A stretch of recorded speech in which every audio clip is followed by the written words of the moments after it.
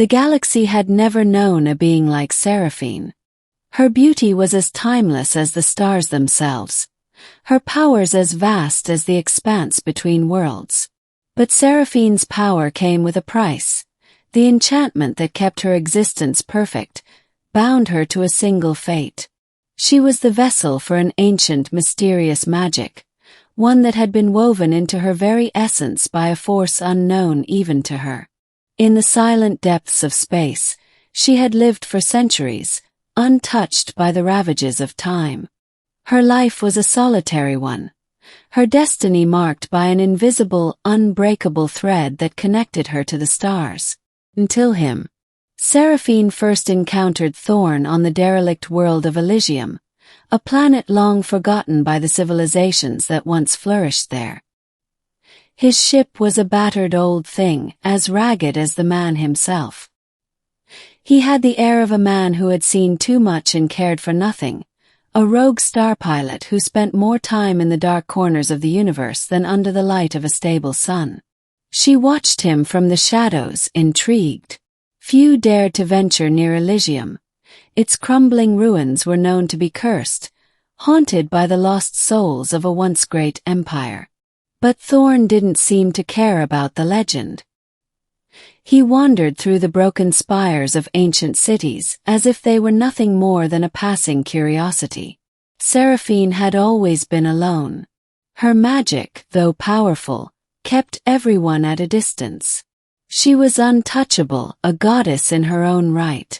The threads of magic that flowed through her kept the universe at bay, and she liked it that way. She didn't want to get close to anyone.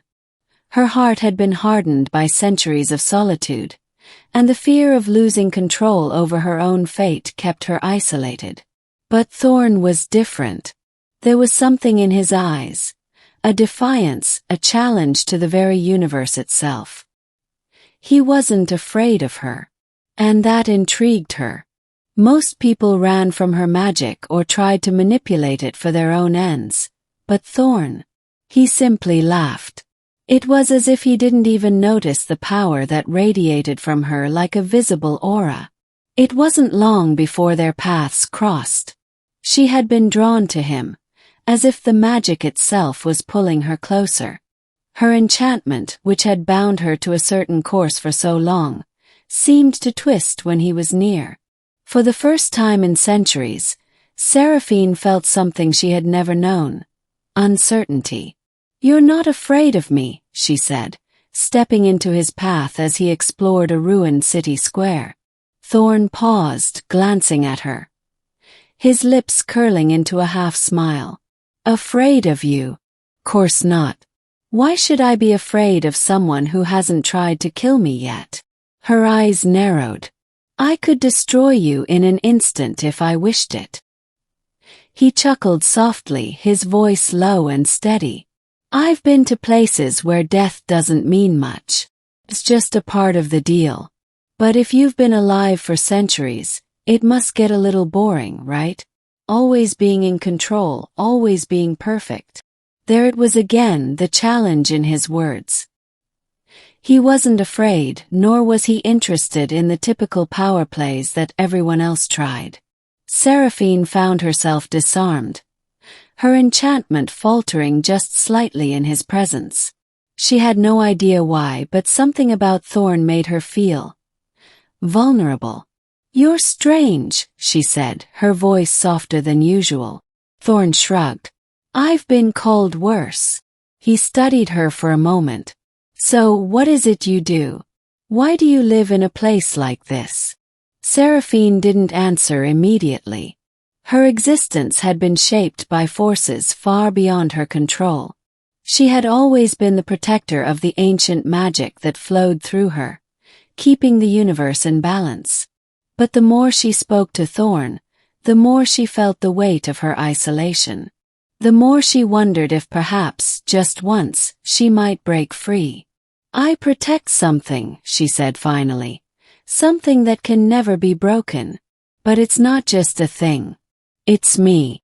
Thorne raised an eyebrow. "You're telling me you're a prison for some kind of ancient magic?" She nodded. A prison I can never leave. For a long moment they stood there, locked in an uneasy silence. Seraphine felt her enchantment tightening around her, like the walls of her own prison closing in. She had told him too much. She had allowed him to see a crack in her perfect existence. But Thorne wasn't done. "I've got a question for you," he said after a while. "What if you didn't have to stay in this prison? What if you could walk away, leave all of this behind and live your own life? No magic, no strings attached. Would you do it?" The question hit her harder than she expected. It was a dream she had never dared to entertain. The magic that bound her to the stars was all she had ever known. It had been there since the moment she was born, shaping every decision, every action. To give it up was unthinkable. But now, standing before this man who was the first to challenge her, Seraphine felt a flicker of possibility. "I can't," she whispered. "I'm too deeply bound to it. The magic is in me.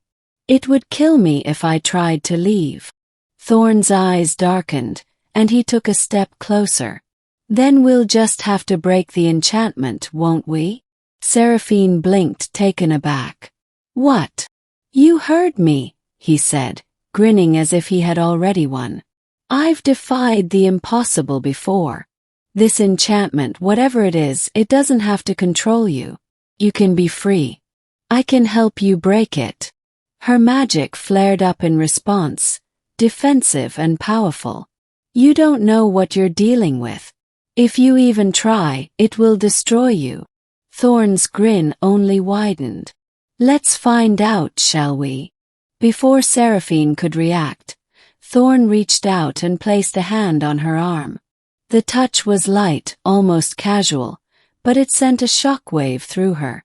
The enchantment that had been unbreakable for centuries faltered under his touch. It was as if the very fabric of her existence was being tested, pulled in a direction it had never been before. "No one has ever dared," Seraphine gasped, her voice trembling for the first time in centuries. The magic inside her roared in protest, but she didn't push it away. She couldn't. For the first time, she didn't want to. Thorne laughed. "That's because they were all afraid. But I'm not. And neither should you be." With a final, defiant laugh, he pulled her closer, breaking the magical bond that had kept her trapped in her perfect prison for centuries. The magic shattered, unraveling like a tapestry, and Seraphine felt the weight of it fall away.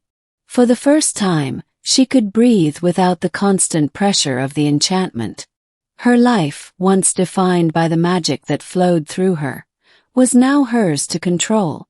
As the last remnants of the enchantment dissipated, Seraphine smiled, a real, genuine smile. She wasn't perfect anymore. She wasn't immortal. She was free. And for the first time in her life, she had the choice to live. Thorne stood beside her, his hand still resting on her shoulder. "So," he said, "what do we do now?" Seraphine turned to him, her eyes bright with a new sense of freedom. "Now we make our own path."